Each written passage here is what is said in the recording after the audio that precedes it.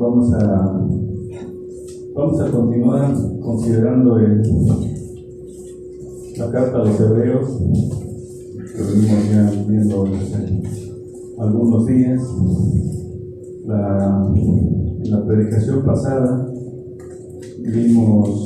ya comenzamos con el capítulo 6 y vimos el versículo 1. Hoy vamos a ver una parte del versículo 2, si así nos lo permite nuestro Señor. Estábamos viendo que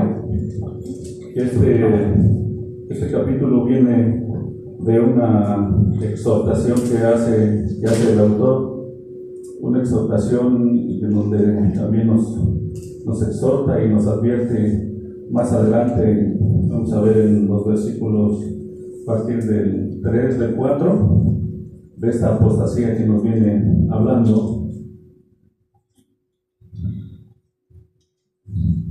Pero que también nos exhorta en el capítulo 5, versículos 11 y 12 que estábamos viendo también, y estos versículos también vienen unidos con el capítulo 6, versículos 1 y 2, que nos exhorta, que dice el autor que acerca de esto, que nos va a decir en el capítulo 6, hay mucho que decir, dice en el capítulo 5, versículo 11, de esto hay mucho que decir, dice, pero es difícil de explicar por cuanto os habéis hecho tardos para oír.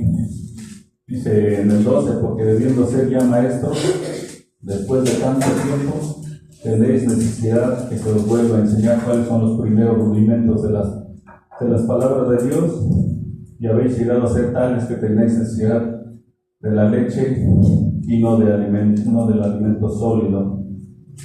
Y es lo mismo que nos dice en el capítulo 6, versículo 1, que dice: por tanto, dejando ya los rudimentos de la doctrina de Cristo, ya nos insta a que esta doctrina ya debemos de haberla aprendido, la doctrina de Cristo. Dentro de la doctrina de Cristo vemos estas doctrinas que vienen dentro de ella, que viene aquí más adelante, que dice: vamos adelante a la perfección, no echando otra vez el fundamento del arrepentimiento de obras muertas, de la fe en Dios, de la doctrina de bautismos, de la imposición de manos, de la resurrección de los muertos y del juicio eterno.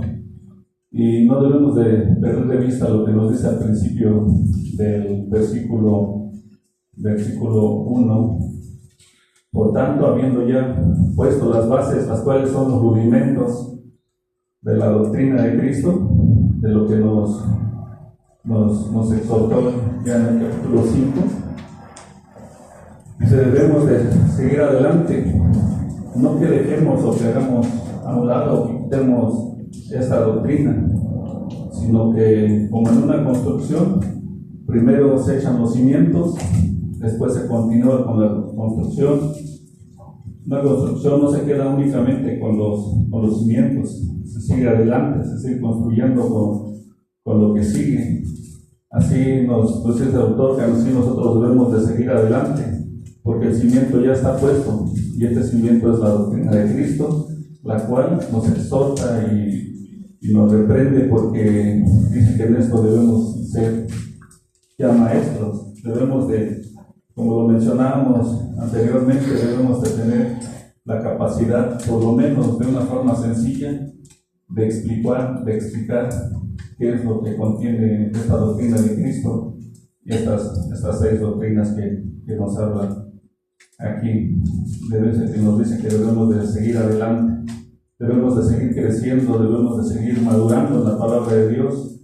De lo contrario, seremos enanos espiritualmente. Debemos de tener ya cimentada nuestra fe, cimentada claramente en esta doctrina de Cristo. Por ello, la exhortación que hace el autor, una exhortación de que nos hemos hecho tardos, ya sea para oír, para entender, o para explicar también esta doctrina, porque también esto aplica. Y para ello, entonces, no podemos entender bien el sacerdocio de Cristo, pero también hace una advertencia, como mencionamos, los versículos más adelante nos advierte de una apostasía a causa de habernos hecho tardos en este entendimiento. Vamos a hacer una oración para continuar, hermanos. Señor bendito Dios, te damos tantas gracias, Señor, que nos permite reunirnos nuevamente en este día, en este lugar. Te damos gracias, Señor, por las vidas de los que pudieron acudir, Señor, por los que venimos a alimentarnos de tu palabra, bendito Dios. Por ello, Señor, que te rogamos, Señor, que tú seas en medio de nosotros, que tú nos ayudes, Padre, para entender esta palabra tuya, Señor, y también para poder explicarla, Padre, que no nos desviemos de tu palabra, Señor, y no por ello se pueda confundir la palabra tuya, Señor, y asimismo confundir a los oyentes. Pedimos, bendito Dios, de tu gracia, Señor, y también te pedimos, Señor, por aquellos lugares en donde se predica hoy la verdad de tu palabra, Señor, en las iglesias hermanas, Padre, que también tú les ayudes, les bendigas, Señor, tanto a los oyentes como a los predicadores. Que tú bendigas tu palabra, Señor, y que no regrese vacía a ti, bendito Dios, y que ayudes, Señor, a cada predicador, Señor, que le ayudes a traer palabra, Señor, palabra tuya, que tú le hayas ayudado a prepararlo, bendito Dios, y sea el alimento que necesitamos todos, bendito Dios. Pedimos de tu ayuda, te lo rogamos en nombre de Cristo Jesús. Amén. Entonces aquí no solo nos manda a considerar el conocimiento espiritual, el conocimiento intelectual que hemos adquirido, sino también el conocimiento espiritual. También nos reprenden en qué tanto ha sido la madurez en cuanto a la práctica, qué tanto practicamos lo que hemos aprendido, lo que nos ha llegado a nuestra mente intelectualmente, qué tanto de ello entendemos y practicamos, si lo que hemos entendido se refleja en nuestra vida, si lo que conoces y hablas de la palabra de Dios va acorde en la manera en la que vivimos, hermanos. El conocimiento y la práctica hará que pueda ser útil y de testimonio para otros hermanos. Y se podrá decir eso de cada uno de nosotros. Se puede decir eso de ti, que eres alguien digno de imitar en cuanto a tu servicio a Dios y a la iglesia. ¿Cómo responderíamos cada uno de manera personal a Dios en estas preguntas, en estas exhortaciones que nos hace? Yo creo que todos tenemos mucho que meditar respecto a esto. El hacernos tardos para oír hará que seamos tardos para obedecer, y entonces estaremos más propensos a caer, y no solo una vez, sino constantemente, de manera recurrente en el mismo pecado. Vimos que dentro de esta doctrina de Cristo está en el fundamento del arrepentimiento de obras muertas. 6 doctrinas dentro de esta doctrina de Cristo. Esto nos llevó a ver que debemos entender la condición del hombre, su condición natural caída en la cual llega a este mundo, su condición de muerte espiritual en la cual pretende hacer o hace obras, y que en esa condición, como lo mencionamos, creyendo que eso les contará delante de Dios, y en esa condición de muerte, sus obras son muertas delante de Dios, y como lo mencionamos, estas obras terminan siendo más una ofensa que algo que agrade a Dios. Vimos lo que ya habíamos mencionado en la doctrina de la depravación humana. De hecho, vimos un poco de esto, porque esta doctrina del arrepentimiento de obras muertas nos habla de esta doctrina de la depravación humana por la condición caída en la que llegamos a este mundo. Porque aquí nos muestra nuestra condición en la que nos encontramos y que nadie, absolutamente nadie por sí mismo podrá salir a menos que alguien lo rescate de esa condición de muerte, a menos que alguien le dé vida. Así como dice la Escritura en Efesios, en el capítulo 2, versículo 1 a 3, y Él os dio vida a vosotros cuando estabais muertos en vuestros delitos y pecados. Nos dio vida porque estábamos muertos en nuestros delitos y pecados. Estábamos muertos espiritualmente. Y nos dice que todos, esto ya lo mencionamos, dice, en los cuales anduvisteis en otro tiempo siguiendo la corriente de este mundo, conforme al príncipe de la potestad del aire, el espíritu que ahora opera en los hijos de desobediencia.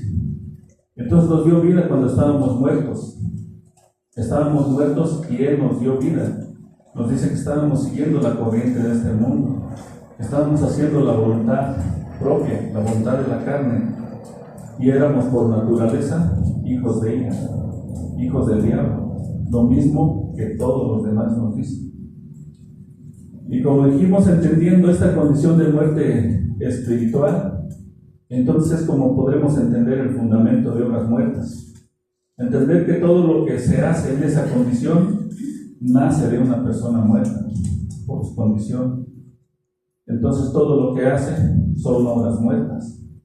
Entendiendo esto, se entenderá por qué esto son obras muertas. Entenderemos por qué la Escritura dice que somos como suciedad y todas nuestras justicias como trapos de inmundicia, como vimos en Isaías en el capítulo 64, versículo 6. Por la condición de muerte que nos dice, en la cual nos encontramos antes de nuestra conversión, antes de ser salvados. Esa es la condición de muerte en la que nos encontramos y en la que se encuentran todos aquellos que aún no han sido salvados. Se encuentran en esa condición de muerte. Por eso todas sus obras son obras muertas. La salvación que recibimos por medio de la fe, como dice aquí en este mismo capítulo, en el versículo 2:8, que dice, porque por gracia sois salvos por medio de la fe. Y esto no de vosotros, pues es don de Dios. Entonces vimos que por medio de la gracia y en la gracia, que es en ese regalo que Dios nos da, el regalo de la salvación, viene incluida la fe. Ya que tu fe, antes de esa gracia, antes de ese regalo, antes de ser salvado, tu fe era muerta también. Nuestra fe era muerta. Porque la fe es creerle a Dios, como lo mencionamos. Y mencionamos un ejemplo de saber mucho de Dios y no creer a Dios. Y el ejemplo que vimos fueron los judíos. Sabían mucho de Dios, pero no creían a Dios. Pero hay muchos que se pueden encontrar en esa condición. Y la fe nos lleva a creerle a Dios.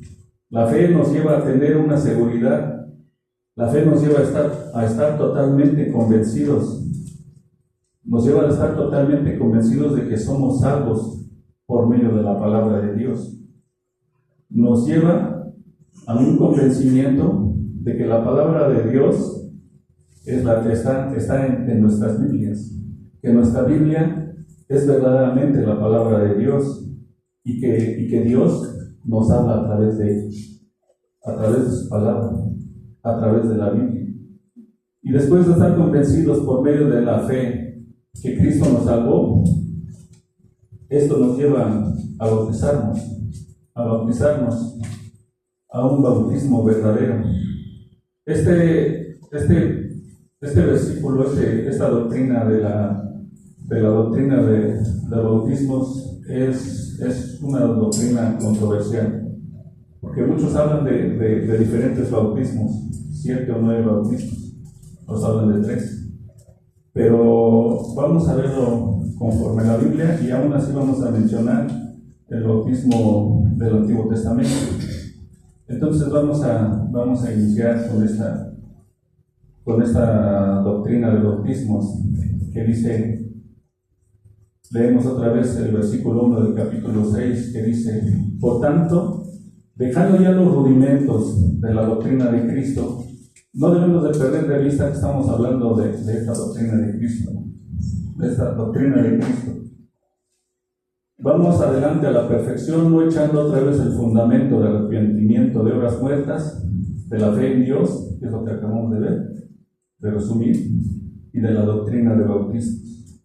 Otra doctrina dentro de esta doctrina de Cristo, en cuanto a los rudimentos, en cuanto a la leche espiritual que nos está exhortando a que ya la dejemos y sigamos adelante. La leche es necesaria, hermanos. Los rudimentos son necesarios porque es la base. Pero esto es necesario al principio, como a los bebés que la necesitan. Es necesario para los bebés, pero es necesario al principio. Y conforme va creciendo un bebé, el alimento va cambiando. Es necesario un alimento un poco más consistente. Y así conforme va creciendo, que llega a la adolescencia, a la adultez, o sea, a la adolescencia, cuando en su niñez, ya consumimos un alimento sólido, pero no debemos de perder de vista que es necesario. Es necesario al principio. Los rudimentos de la doctrina son necesarias también, pero debemos de seguir adelante en nuestra madurez. No podemos quedarnos siempre en lo mismo. No podemos quedarnos siempre en la misma doctrina, porque entonces no vamos a crecer. La doctrina de Cristo incluye el Antiguo Testamento, ya que lo que vemos en el Antiguo Testamento, lo que encontramos en el Antiguo Testamento, era la sombra de lo que habría de venir.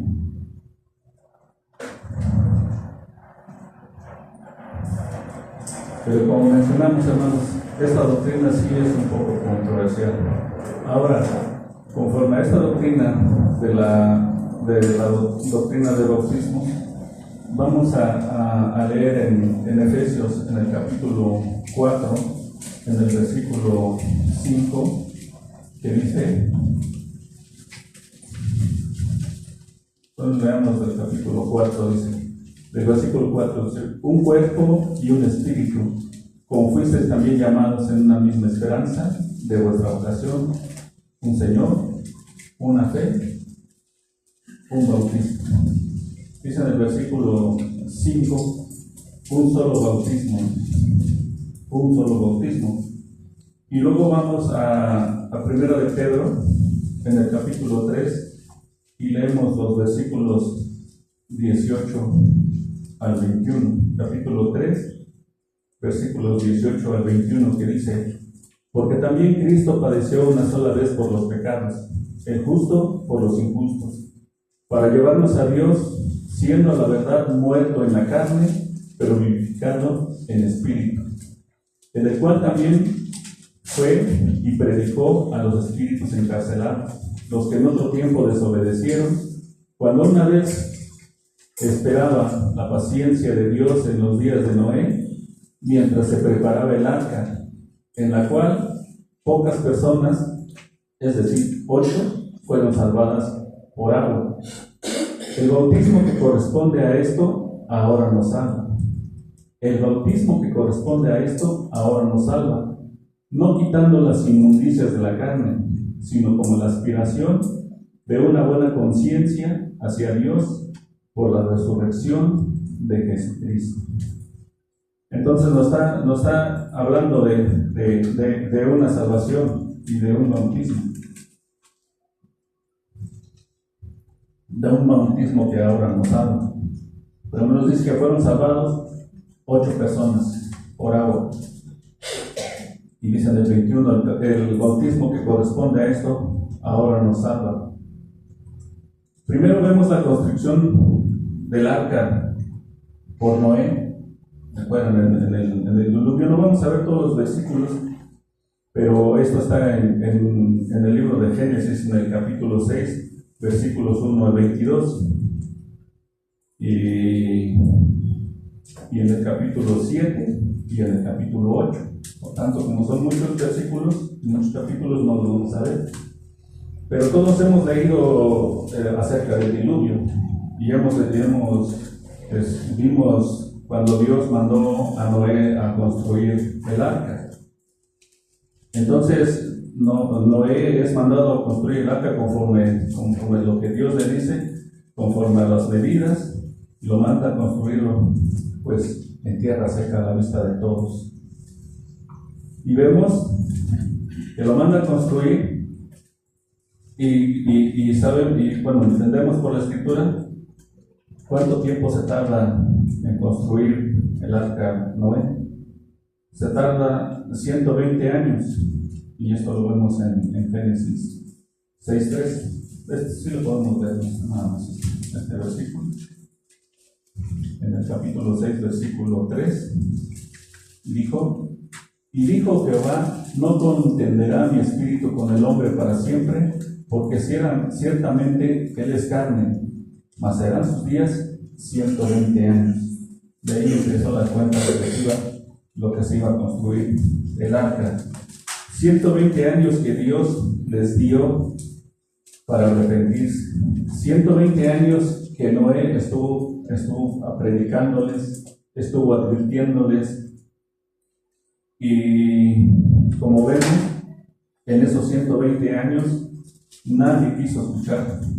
Nadie quiso creer lo que Dios haría, que acabaría con este mundo por medio de un diluvio.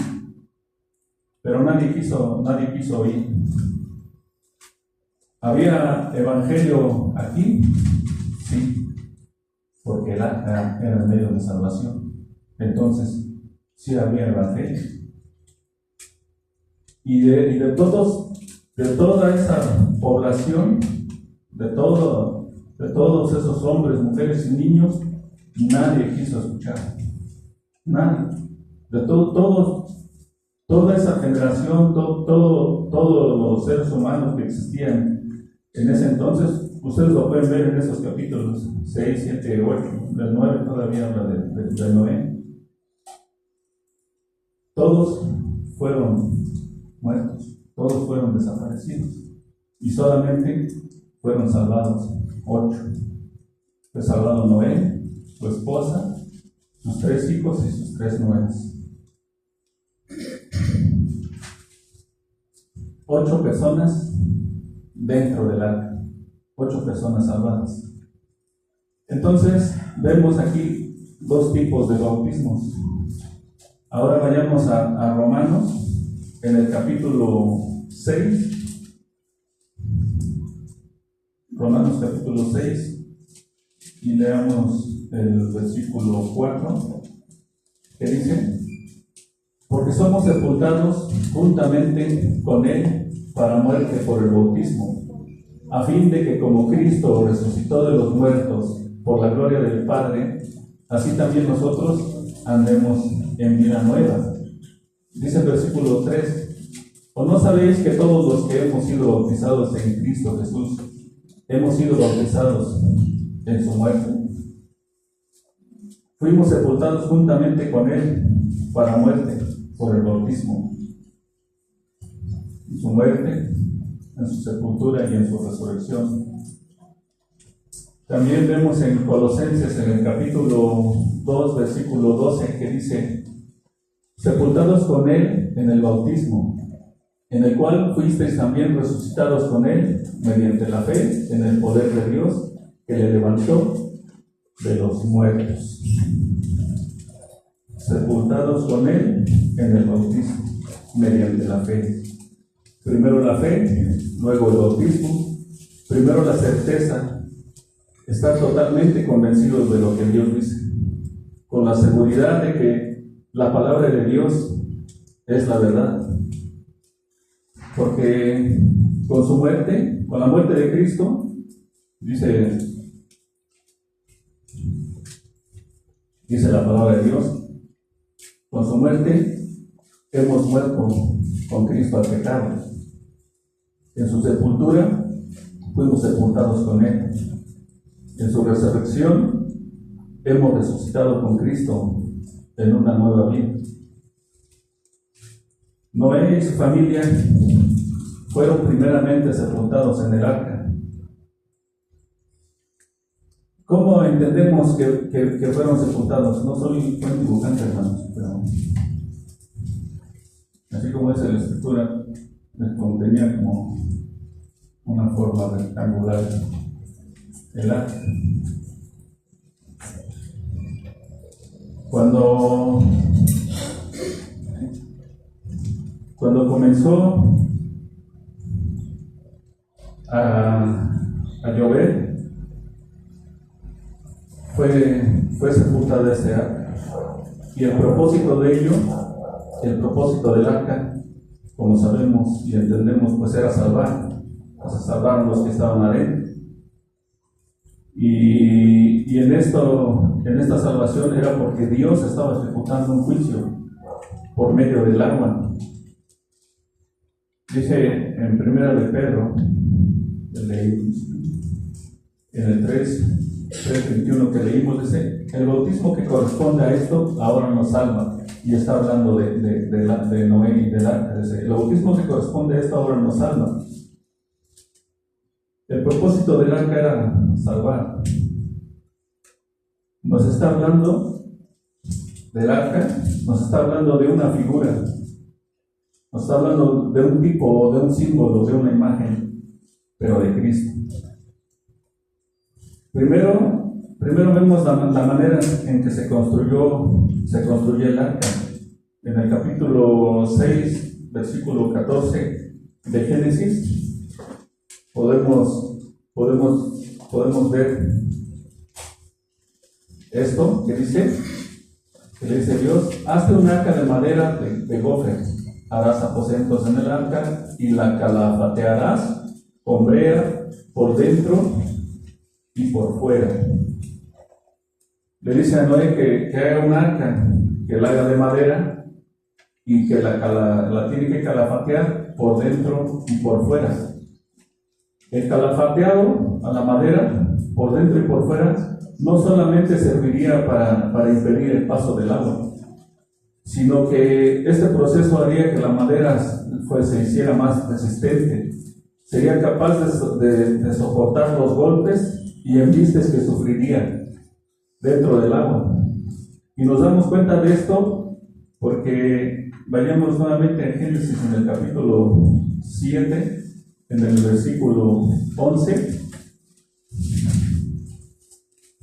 Capítulo 7, versículo 11, que dice: en el año 600 de la vida de Noé, en el mes segundo, a los 17 días del mes, aquel día fueron rotas todas las fuentes del grande abismo, y las cataratas de los cielos fueron abiertas.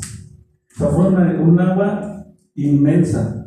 Nosotros hemos visto en películas, en nosotros, porque bueno, los que han tenido a lo mejor la fortuna de ir a navegar al mar, pero esperemos que no hayan tenido esa mala fortuna de ver una tormenta, gran tormenta, cómo hace el agua cuando se encuentra enfurecida, como lo conocemos.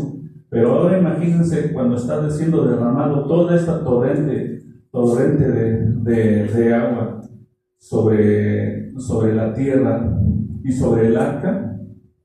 Todas cosas dice que fueron rotas todas las fuentes del grande abismo y de las cataratas, y dice que esto durante 40 días, como dice en el versículo siguiente. Durante 40 días, dice: y hubo lluvia sobre la tierra 40 días y 40 noches. Entonces, este calafatear de la madera haría que de esta madera se hiciera más resistente. Esta madera, hermanos, con la que fue hecho el arca, la madera representa la humanidad de Cristo. Así como en el tabernáculo, el arca, la mesa de la proposición, las varas con las que se iban a cargar el arca, todos estos fueron cubiertos de oro. El arca y la mesa, la madera fue cubierta con oro por dentro y por fuera. Y el calafatear de esta arca representaba la protección de Dios para la salvación, guardados por la madera, que era Cristo, y el calafateado por el Espíritu Santo de Dios. El arca representa a Cristo, hermanos, y el calafateado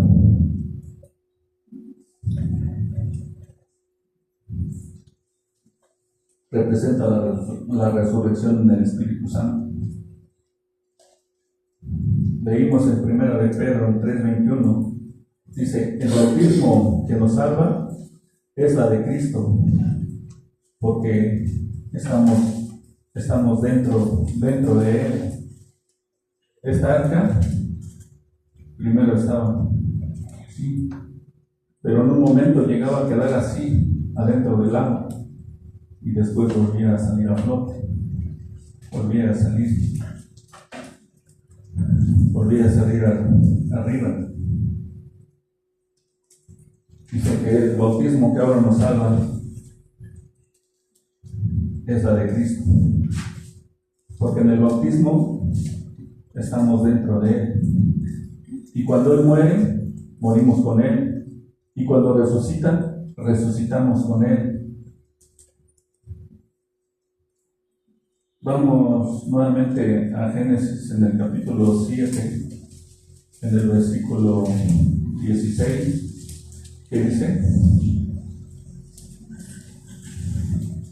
y los que vinieron, macho y hembra, de toda la carne vinieron como le había mandado Dios. Y lo que nos interesa en esto dice: y Jehová le cerró la puerta. Después de entrar todos los animales, después de entrar Noé con su familia, no fue Noé quien cerró la puerta. No fue Noé. Dice: Dios cerró la puerta. Dios mismo cerró el acceso al arca. Y aquí vemos y entendemos claramente la elección. Porque Dios dijo quiénes iban a entrar al arca. Dios eligió quiénes iban a ser salvados, y Dios mismo cerró la puerta. La misericordia de Dios con Noé y su familia, y la ira de Dios con todos los que perecieron. Aquí también vemos la doctrina de la reprobación humana. La salvación que aquí vemos fue en Cristo y también en el Espíritu Santo. Todos los golpes que recibió el arca, porque no solamente caía agua, todo lo que había, construcciones, madera, árboles, todo eso recibían los golpes del arca. El arca era zarandeado, era traído para acá, para allá, pero recibía golpes. Y todos los golpes que recibió el arca son los mismos golpes que recibió el Señor Jesús cuando iba camino a la cruz. El arca fue sepultado por un lapso de tiempo y después salió a flote, así como Cristo fue sepultado y resucitó, como vemos en 1 de Corintios, en el capítulo 15, 1 de Corintios capítulo 15, versículos 3 y 4, que dice así: porque primeramente os he enseñado lo que asimismo recibí, que Cristo murió por nuestros pecados conforme a las Escrituras, y que fue sepultado, y que resucitó al tercer día conforme a las Escrituras, y que apareció a Cefas y después a los 12. 3 y 4 nada más. Aquí vemos cómo fue sepultado. el justo por los injustos, como dice en primera de Pedro, en el capítulo 3, versículo 18, que también leímos, capítulo 3, versículo 18, que dice: porque también Cristo padeció una sola vez por los pecados, el justo por los injustos, para llevarnos a Dios, siendo la verdad muerto en la carne, pero vivificados en el espíritu, el justo por los injustos.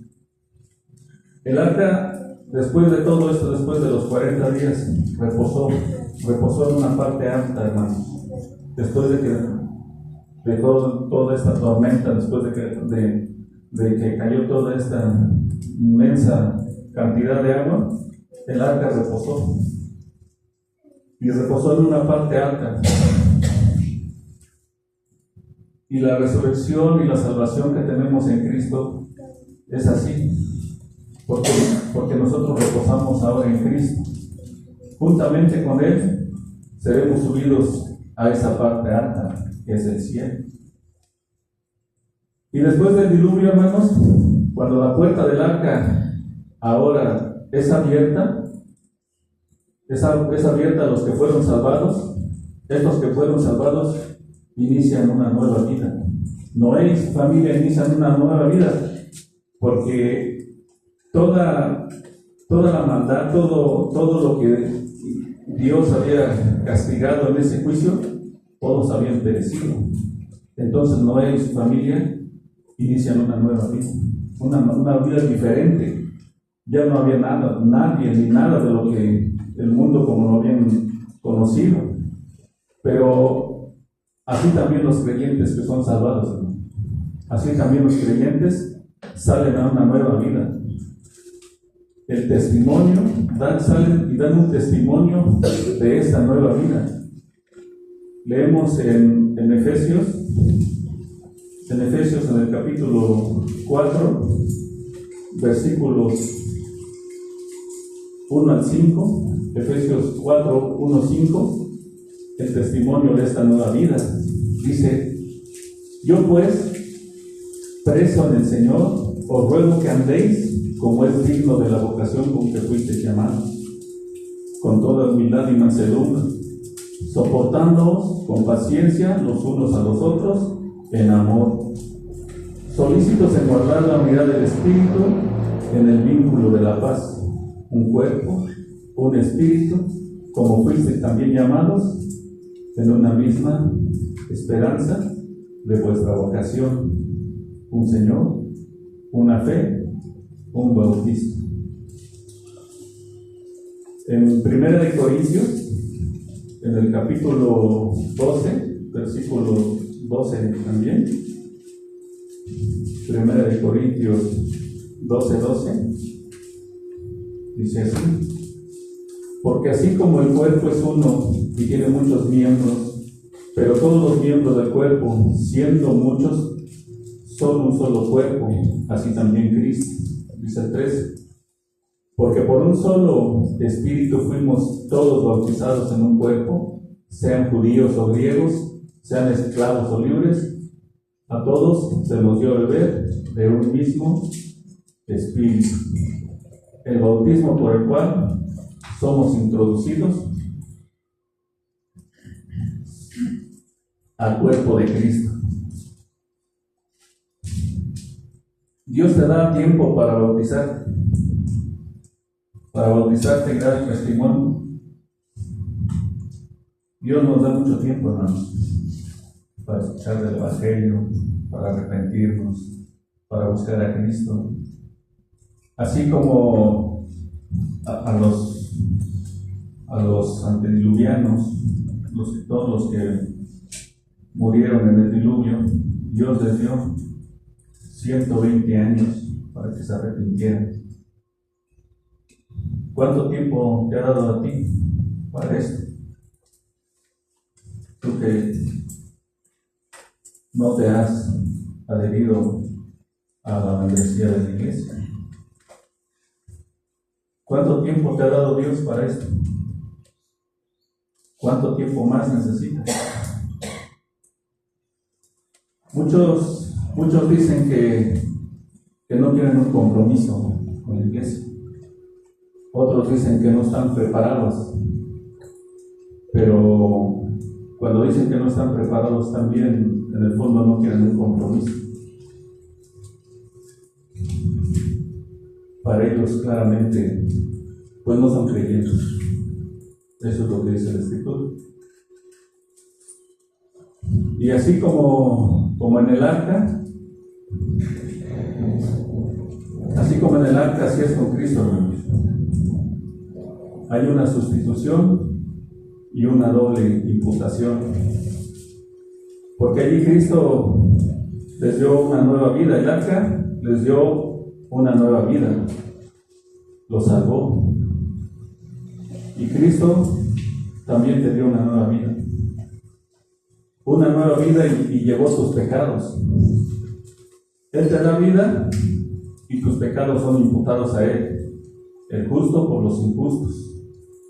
El Espíritu Santo te capacita para vencer el pecado en tu santificación.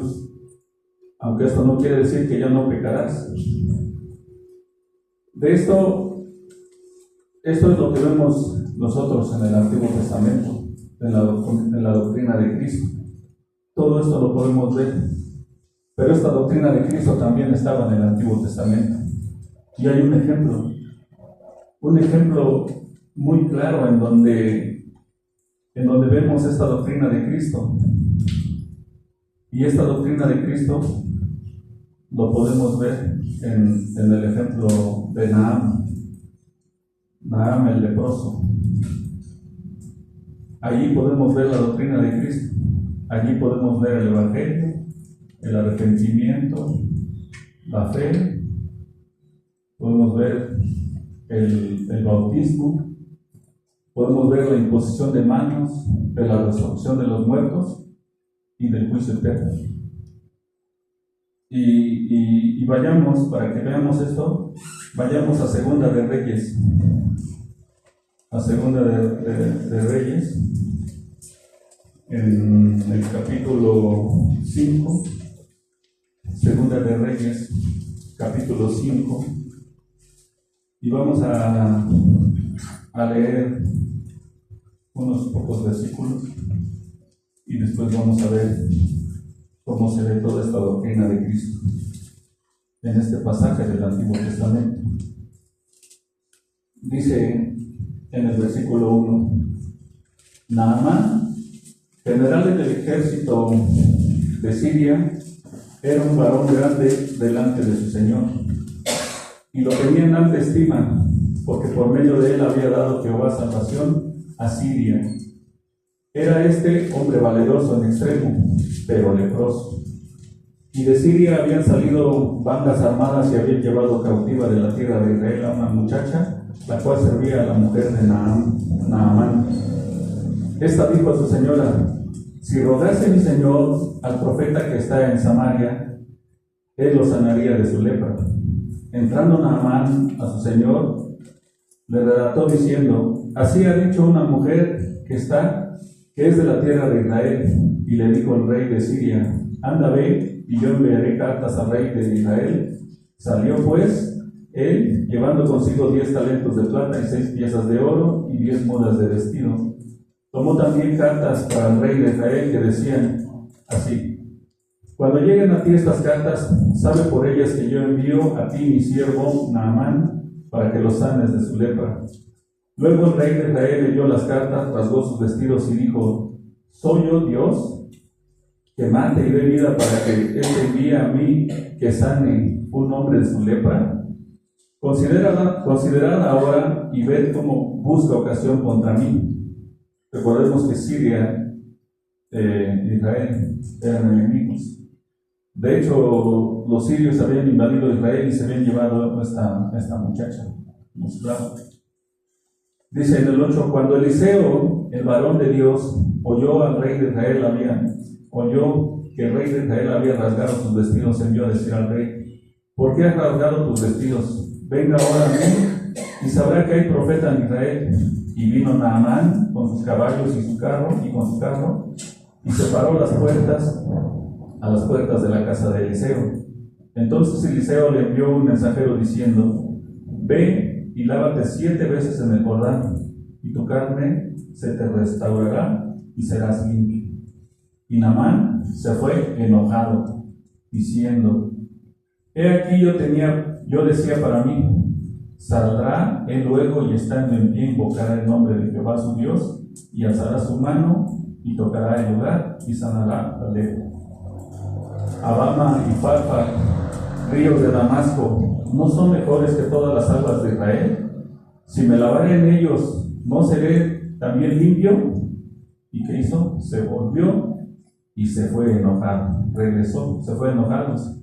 Mas sus criados se le acercaron y le hablaron diciendo: Padre mío, si el profeta te mandara alguna gran cosa, ¿no lo harías? ¿Cuánto más diciéndote, lávate y serás limpio? Él entonces descendió y se zambulló 7 veces en el Jordán, conforme a la palabra del varón de Dios, y su carne se volvió como la carne de un niño, y quedó limpio. Y volvió el varón de Dios, y él y toda su compañía, y se puso delante de él, y dijo: he aquí, ahora conozco que no hay Dios en toda la tierra, sino en Israel. Te ruego que recibas algún presente de tu siervo. Mas él dijo: vive Jehová, en cuya presencia estoy, que no lo aceptaré. Y le instaba que aceptara alguna cosa, pero él no quiso. Entonces Naamán dijo: te ruego pues, de esta tierra no se dará a tu siervo la carga de un par de mulas, porque de aquí en adelante tu siervo no sacrificará holocausto, ni ofrecerá sacrificio a otros dioses, sino a Jehová. En esto perdone Jehová a tu siervo, que cuando mi señor, el rey, entrara en el templo de Rimón para adorar en él, y se apoyare sobre mi brazo, yo también me inclinaré en el templo de Rimón. Cuando haga tal, Jehová perdone en esto a tu siervo. Y él le dijo: ve en paz. Se fue pues y caminó como media legua de tierra. Hasta allí.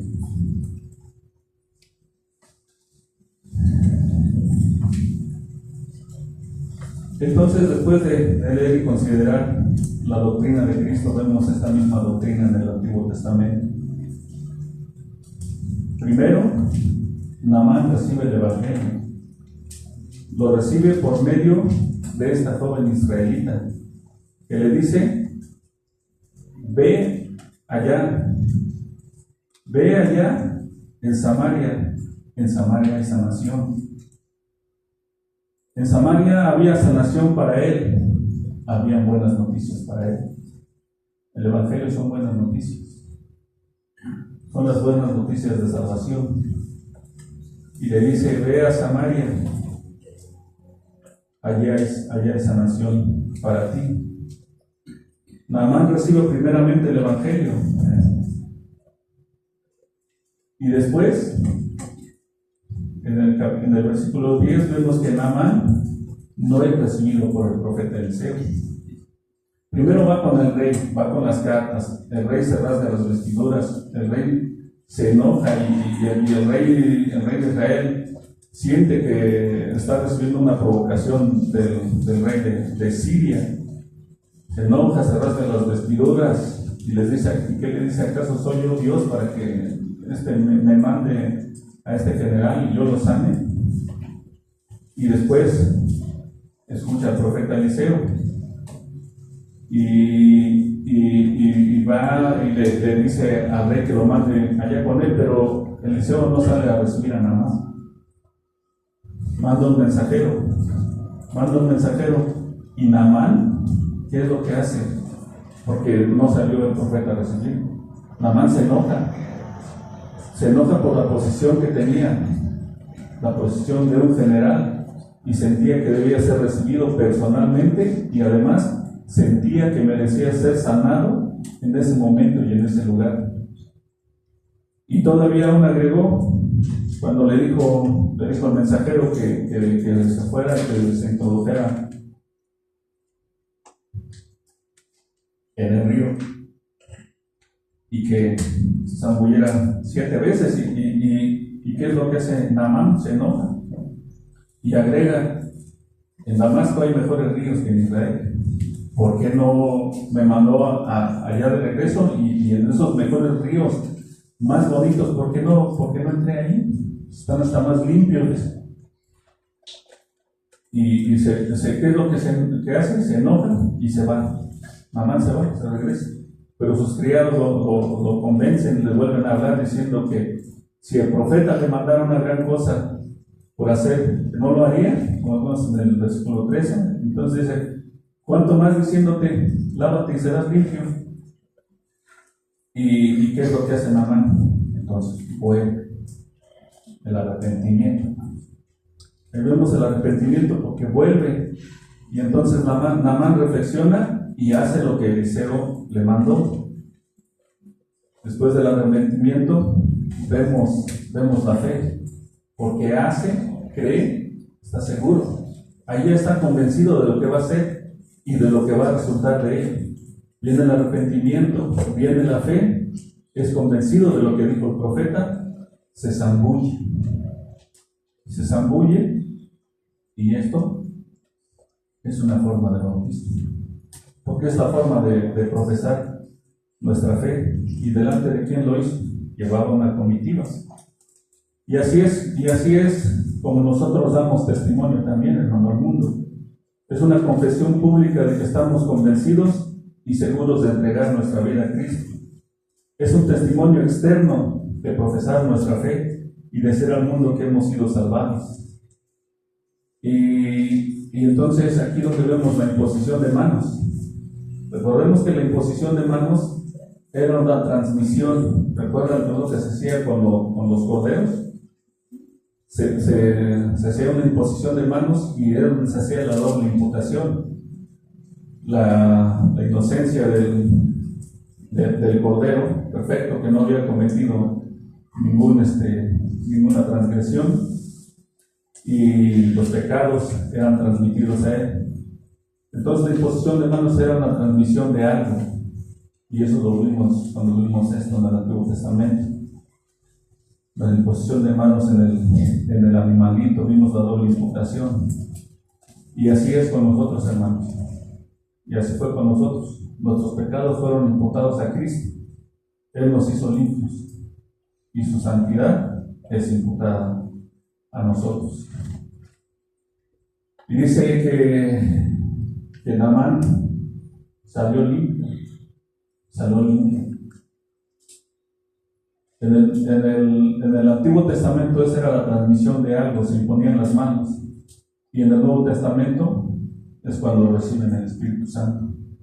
Recibimos el Espíritu Santo, porque nosotros ya no se hace en el Nuevo Testamento, los sacrificios ni nada. Entonces se transmite una vida nueva, como dice en Romanos en el capítulo 6, versículo 6. Romanos capítulo 6, versículo 6, que dice: sabiendo esto, que nuestro viejo hombre fue crucificado juntamente con él, para que el cuerpo del pecado sea destruido, a fin de que no sirvamos más al pecado. Dice en el versículo 22: mas ahora que habéis sido liberados del pecado y hechos siervos de Dios, tenéis por vuestro fruto la santificación y como fin la vida eterna. Entonces vemos esta transmisión de algo, esa transmisión que le fue transmitido a Naamán, salió limpio. Y luego vemos la resurrección. En donde vemos la resurrección, pues Naamán quedó limpio. Dice al final de Segunda de Reyes, del capítulo 5, versículo 14. Dice, al final del versículo dice que salió limpio. Y luego, y el juicio eterno, pues fue liberado del juicio eterno. Fue liberado del juicio eterno. Esto vemos en el Antiguo Testamento, hermanos, es un gran ejemplo de cómo aquí en el Antiguo Testamento se describe la conversión. Y en este pasaje se describe la conversión de cada uno. Se describe la conversión de cada creyente. Porque así fuimos nosotros, así como Naamán. Así como Naamán, nosotros vimos nuestra propia lepra, hermano. ¿O no están de acuerdo? También nosotros estábamos leprosos, hermano. Y necesitábamos ser sanados. Y nos convencimos que nosotros no podíamos sanarnos de esa lepra. Y así como Naamán, alguien nos dijo, de aquel lugar, en aquel lugar hay salvación. Así fue como nosotros, hermanos, así fue con nosotros. Alguien nos dijo, en aquel lugar hay salvación. Alguien nos dijo, ve allá. Alguien nos dijo, ve a la cruz. Ve a la cruz. Ahí vas a encontrar sanación para tu lepra. Allí fue quitada nuestra lepra, hermanos, en la cruz. Pero ver este pasaje nos debe de hacer reflexionar en nuestra propia conversión. Debemos de meditar y reflexionar cómo fuimos nosotros sanados, cómo fuimos nosotros salvados. Y encontraremos que nos vemos reflejados en Naamán.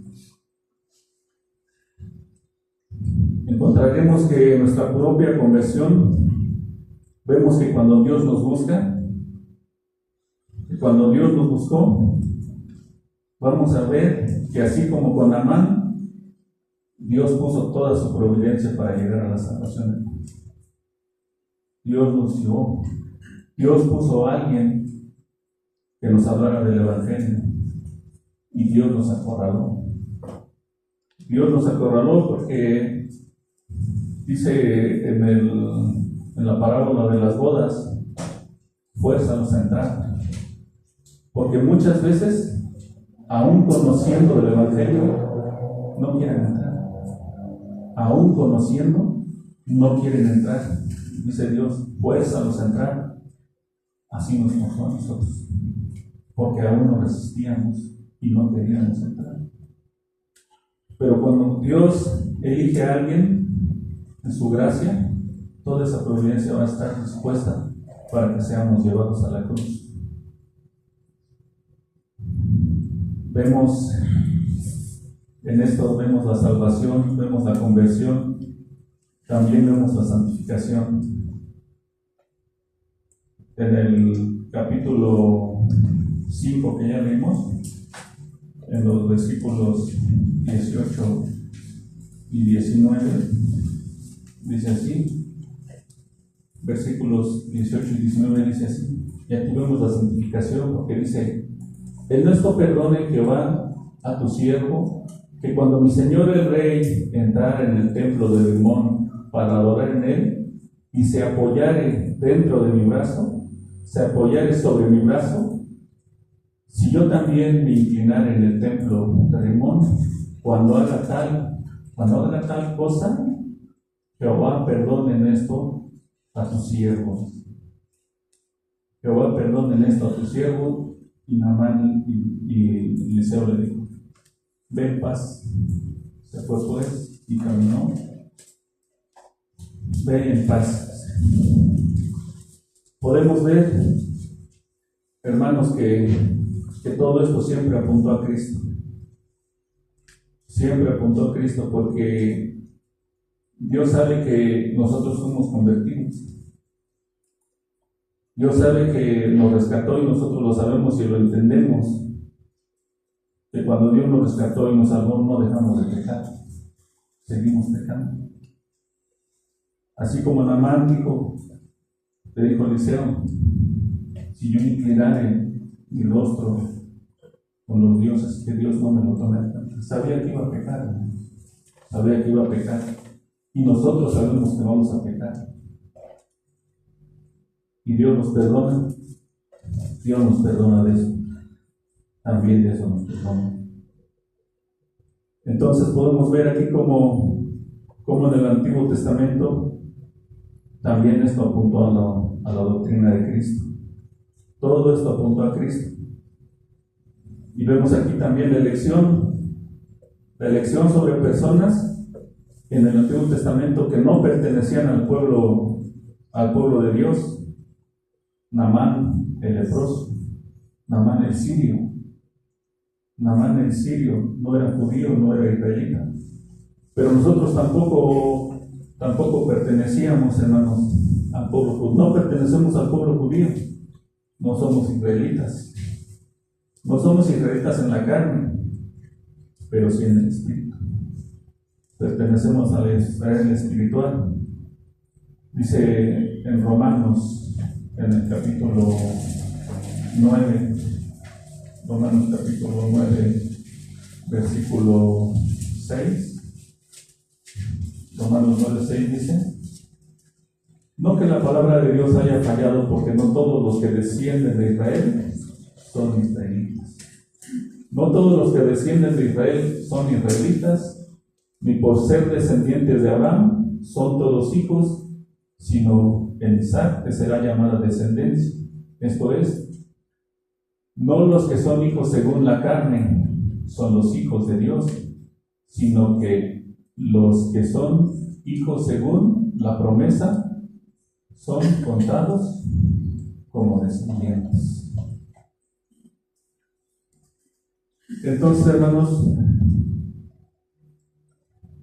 la fe siempre estuvo presente en el Antiguo Testamento. La doctrina de Cristo estuvo presente en el Antiguo Testamento, pero la fe siempre estuvo presente.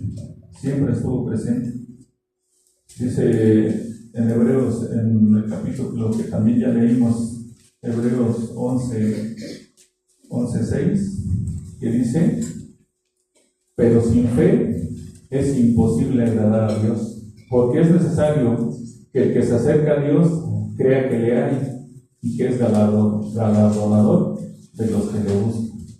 Sin fe es imposible agradar a Dios, hermano. Dice que es necesario que el que se acerca a Dios crea que le hay.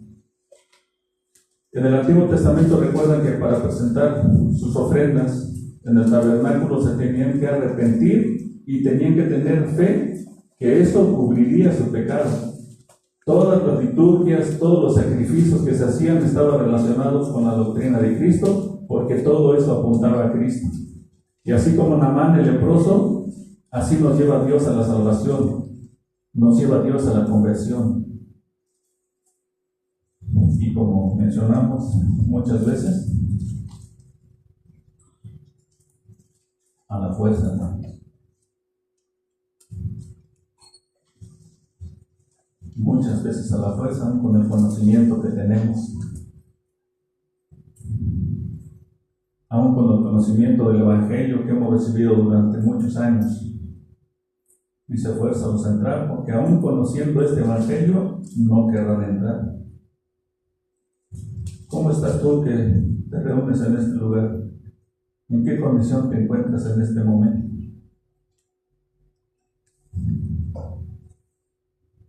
Y los que ya entraron a esta salvación, los que ya entramos a esta salvación, ¿estamos conscientes de lo que Dios hizo para salvarnos? En el Antiguo Testamento, los sacerdotes eran lavados, eran zambullidos una sola vez, porque eso es lo que quiere decir esta palabra lavados, zambullidos. Eran zambullidos una sola vez, porque era su consagración, era la consagración de los sacerdotes. Para ello vemos en Levítico, en el capítulo 8, versículos 5 y 6. Capítulo 8, versículos 5 y 6, y veamos de qué estamos hablando. Dice: y dijo Moisés a la congregación: esto es lo que Jehová ha mandado hacer. Entonces Moisés hizo acercarse a Aarón y a sus hijos y los lavó con agua. Moisés hizo acercar a Aarón a sus hijos y los lavó con agua. Esto era la consagración. Esto era lo que hacía, y se hacía una sola vez. Una sola vez. Y esto mismo es lo que nos habla en Éxodo, del capítulo 29, versículo 4, que dice: Y llevarás a Aarón y a sus hijos a la puerta del tabernáculo de reunión y los lavarás con agua. Era la consagración de los sacerdotes. Eran lavados una sola vez. Y después de eso, después de que fuesen lavados una sola vez, había una fuente de bronce o lavatorio que estaba antes de entrar al tabernáculo, y ahí solo se lavaban los pies y las manos. Y esto lo podemos ver en Éxodo mismo, en el capítulo 30, en los versículos 18 al 21, que dice: harás también una fuente de bronce con su base de bronce para lavar, y la colocarás entre el tabernáculo de reunión y el altar, y pondrás en ella agua, y de ella se lavarán Aarón y sus hijos las manos y los pies. Cuando entren en el tabernáculo de reunión se lavarán con agua para que no mueran, y cuando se acerquen al altar para ministrar, para quemar la ofrenda encendida para Jehová, se lavarán las manos y los pies para que no mueran, y lo tendrán por estatuto perpetuo. Entonces, aquí nada más se iban a lavar, y se lavaban nada más las manos y los pies. Una sola vez. Estos lavamientos que se hacían en el Antiguo Testamento eran solamente para los sacerdotes, y era para su consagración. Y en el Nuevo Testamento, Cristo dice, que le dice a Pedro: el que está limpio no necesita ser lavado. Esto lo vemos en el Evangelio de Juan, en el capítulo 13. Evangelio de Juan, en el capítulo 13.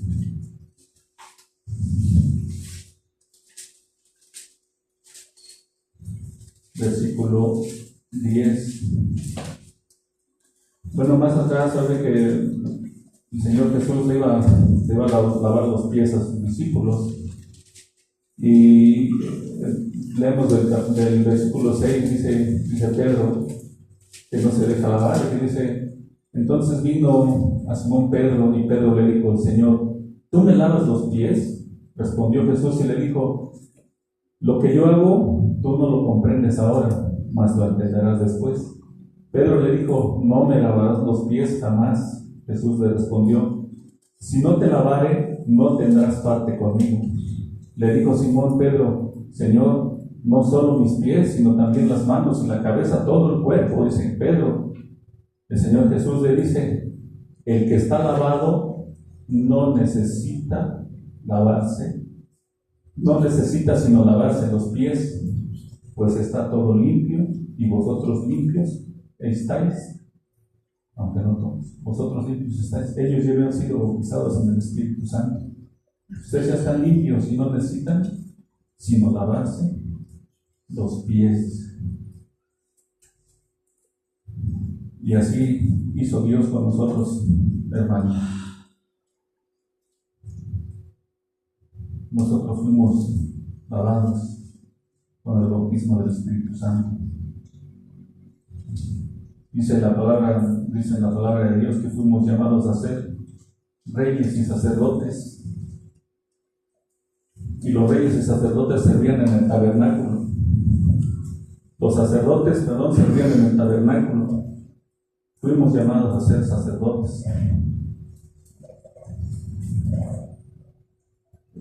Pero hermanos, cada uno, ¿cómo desempeñamos este oficio en la iglesia? La diferencia entre el inconverso y un creyente está en el fruto que produce. Entonces es una diferencia que se puede notar, porque el creyente lleva fruto, el inconverso no. Se puede notar esa diferencia entre nosotros. Se ve que sí servimos como sacerdotes. Nosotros muchas veces somos capaces de perdonar casi cualquier cosa a nuestros hijos, hermanos. Si nos ofenden, si nos roban, si nos dicen palabras hirientes, son irrespetuosos con nosotros, se abusan de nuestra confianza, se abusan de nosotros y nos tratan más como hijos que como padres. Todo esto somos capaces de perdonar a nuestros hijos, hermanos. Todo esto. Pero, ¿qué somos capaces de perdonar a nuestros hermanos? ¿Cómo amamos a la iglesia? ¿Cómo servimos a la iglesia? Si dice que fuimos llamados a ser sacerdotes. ¿Cómo servimos a la esposa de Cristo? La esposa de Cristo la conforman los creyentes. La esposa de Cristo la conforman nuestros hermanos. ¿Cómo es nuestro servicio en ello? Dice el Señor Jesús en el Evangelio de Lucas, en el capítulo 14, Lucas 14, versículos 25 y 27, dice: grandes multitudes iban con él, y volviéndose les dijo: si alguno viene a mí y no aborrece a su padre y madre y mujer e hijos y hermanos y hermanas, y aún también su propia vida, dice el Señor Jesús, no puede ser mi discípulo. El que no lleva su cruz y viene en pos de mí, no puede ser mi discípulo. ¿Cómo interpretamos esto, no? Que vamos a aborrecer a nuestro padre, a nuestra madre, a nuestra mujer, a nuestros hijos, a nuestros hermanos. No, hermanos. Pero dice el Señor Jesús que si no le amamos más a Él y no cargamos nuestra cruz, no podemos ser sus discípulos. Pero entonces eso quiere decir que no amemos a nuestros progenitores, a nuestros hijos, a nuestros hermanos en la carne. No. Pues dice que primeramente debemos amar al Señor Jesucristo, a su iglesia, a nuestros hermanos, sin dejar de amar a nuestros padres. Si no somos capaces de amar a Cristo y a su iglesia, ¿cómo amaremos verdaderamente a nuestros progenitores y a nuestros hermanos? ¿Cómo es nuestro servicio en la iglesia, en la esposa de Cristo, en la iglesia? ¿Somos sacerdotes?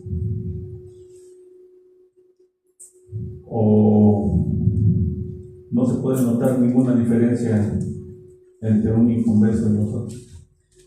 ¿Cuál sería la diferencia? Yo creo que esa pregunta nos debemos contestar cada uno. Aunque no debemos de confundir, hermanos, la perfección, porque pues aquí vamos a ser imperfectos, pero sí se debe de haber algo que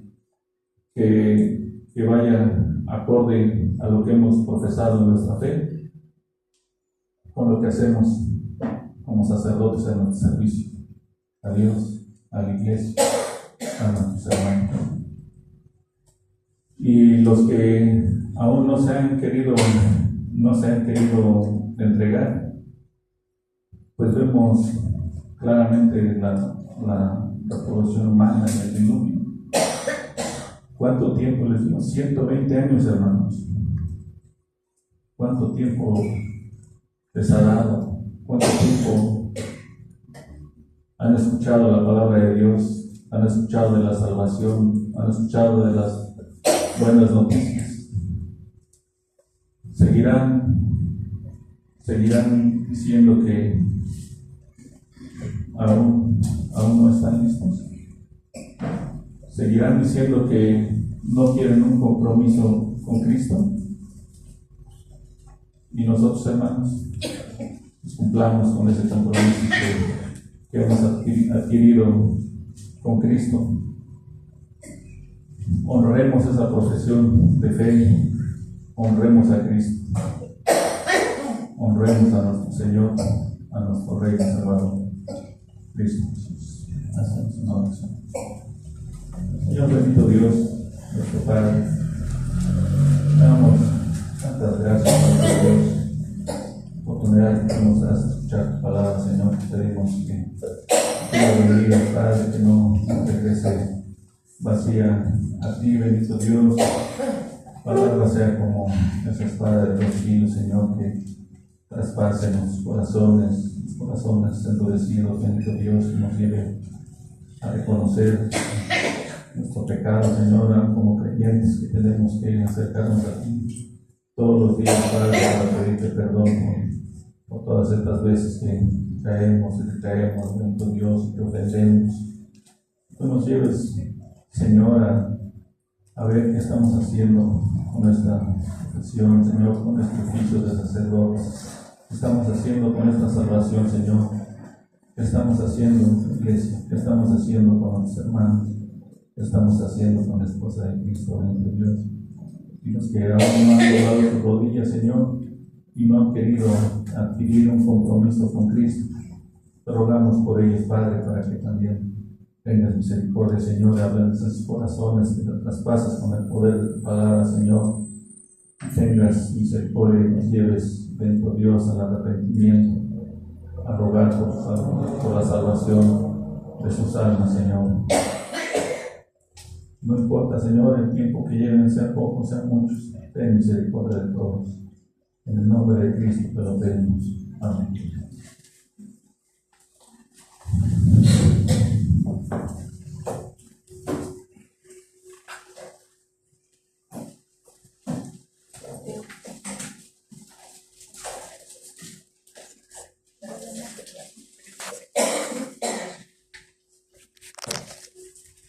¿Cómo lo?